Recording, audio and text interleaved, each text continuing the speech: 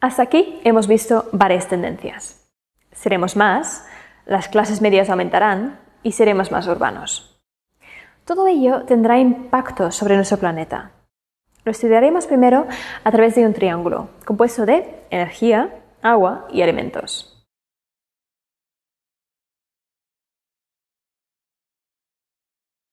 Empecemos por la energía.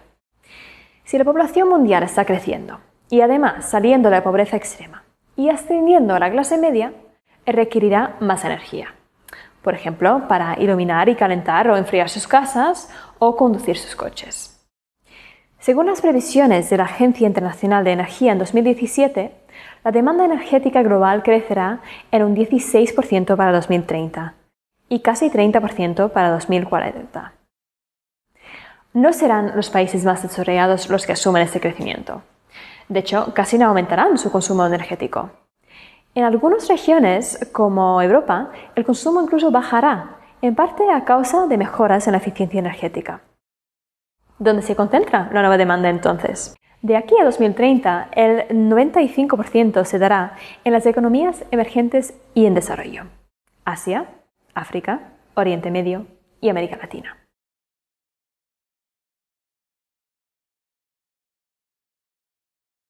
Pero, y volviendo a nuestro triángulo, para producir energía hace falta agua. Y esto no solo aplica a la energía hidráulica. La UNESCO ha calculado que el 90% de la generación eléctrica en el mundo hace un uso intensivo del agua. Aparte de la energía, también aumentará la demanda de agua tanto de la industria creciente, sobre todo en Asia, como de la agricultura, de la que hablaremos más adelante. Sin embargo, mientras crece la demanda de agua, también se harán cada vez más evidentes los efectos del cambio climático. Veremos, por ejemplo, cómo se incrementa la frecuencia de sequías en muchas partes del mundo. Se ha calculado que, si las tendencias de consumo y cambio climático siguen, la mitad de la población mundial podría experimentar estrés hídrico para 2050.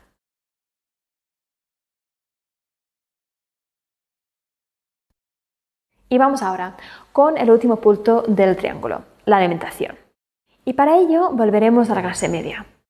Como hemos visto, los patrones de consumo de una clase media en expansión serán distintos e incluirán, por ejemplo, alimentos de mejor calidad.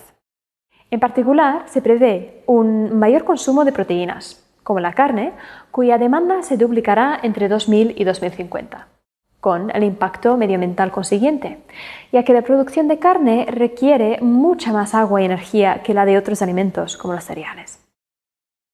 A nivel macro, el resultado de las tendencias demográficas que hemos visto antes es que en 2050 la producción de comida tendrá que aumentar un 60% para satisfacer los hábitos de consumo. La FAO estima que será posible llegar a esta producción de alimentos a nivel mundial, pero avisa del impacto ambiental que conllevará. Además, a nivel local puede ser más difícil. En algunos países, entre ellos algunos de mayor crecimiento demográfico, existen factores adversos, como la falta de agua para la irrigación o de tierra cultivable.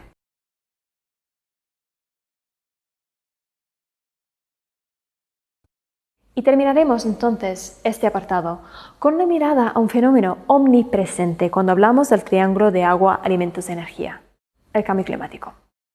A la era en la que vivimos, algunas corrientes científicas la han llamado el antropoceno, por las transformaciones que el ser humano está provocando en su entorno. El cambio climático es un ejemplo claro. Estamos cambiando nuestro entorno físico a través del calentamiento global provocado por las emisiones de gases de efecto invernadero como el CO2. Se estima que en 20 años la temperatura media en nuestro planeta será entre 0,3 y 0,7 grados más alta. Puede que no parezca excesivo, pero para que os hagáis una idea, desde 1880 hemos observado un aumento de más o menos 0,85 grados. Y ahora estamos diciendo que en menos de 20 años se observará un salto no mucho menor al que se observó en más de un siglo. Este calentamiento provocará, entre otros, un aumento en el número y la frecuencia de fenómenos meteorológicos extremos, como las sequías e inundaciones. Cambios en los regímenes de precipitaciones que sustentan a muchas economías agrícolas. Olas de calor más frecuentes y de mayor duración. Y un océano cada vez más caliente y ácido. A causa del deshielo de glaciares y casquetes polares, además, subirá el nivel del mar. Países como Bangladesh, pequeñas islas como Kiribati o el estado estadounidense de Florida se verán altamente afectados. La biodiversidad y los delicados ecosistemas del planeta también sufrirán y cambiarán. Y glaciares enteros en el Himalaya o los Andes, que dan de beber a poblaciones enteras, podrían desaparecer o reducirse.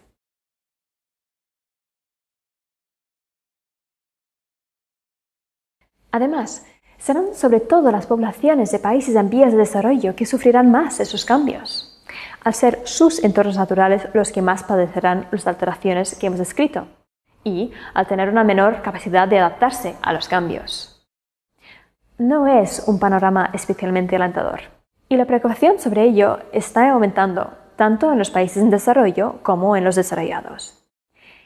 En las economías emergentes en particular, hemos visto en los últimos años una creciente inquietud por la seguridad alimentaria, la calidad del aire y del agua y la contaminación del entorno. El reto es emprender acciones para frenar el fenómeno y de forma urgente, pero no es sencillo. Una de las mayores problemáticas subyacentes es la cuestión de la responsabilidad. Fueron los países desarrollados los que emitieron gases de efecto invernadero primero y durante muchos años. Pudieron sustentar su crecimiento económico con el uso de combustibles fósiles altamente contaminantes. Y ahora es evidente que no se puede seguir con este modelo de crecimiento. Sin embargo, existe el reto de equilibrar las justas aspiraciones de crecimiento y desarrollo económico de los países en vías de desarrollo, algunos de ellos grandes emisores de gases de efecto invernadero, con las urgencias y retos del cambio climático. Teniendo en cuenta esta complejidad, fue un hito del multilateralismo cuando, en diciembre de 2015, los líderes mundiales firmaron el denominado Acuerdo de París. Se trata del primer acuerdo internacional en el que todos los países del mundo se comprometen a luchar contra el cambio climático. Y para ello se diseñó un sistema de gobernanza híbrida y muy novedosa. Hablaremos más de ello y de cómo ha seguido la cooperación en el tema desde 2015 en las lecturas. Lo que está claro es que todos tenemos que actuar, tanto los estados como las ciudades, empresas y ciudadanos, y además con urgencia. De seguir emitiendo al ritmo actual, la subida de las temperaturas no se limitará a 2 grados, que es el límite necesario para evitar los riesgos más desastrosos del cambio climático, sino que acabaremos a finales del siglo XXI con un aumento de entre 3,7 y 4,8 grados, según concluyó el Panel Intergubernamental del Cambio Climático en 2014. Es hora de buscar alternativas para los combustibles fósiles, de mejorar la eficiencia energética y adaptarnos para los cambios que se aproximan. Estamos ante un gran reto: la transición hacia un crecimiento mundial basado en una economía con bajas emisiones de carbono. Será difícil, pero es imprescindible. No desesperemos aún. En este curso entraremos en profundidad en algunos de los desafíos globales que hemos visto hasta ahora, para pensar cómo gestionarlos y cómo convertirlos en oportunidades. Pero de momento me despido de vosotros y os dejo con los siguientes vídeos.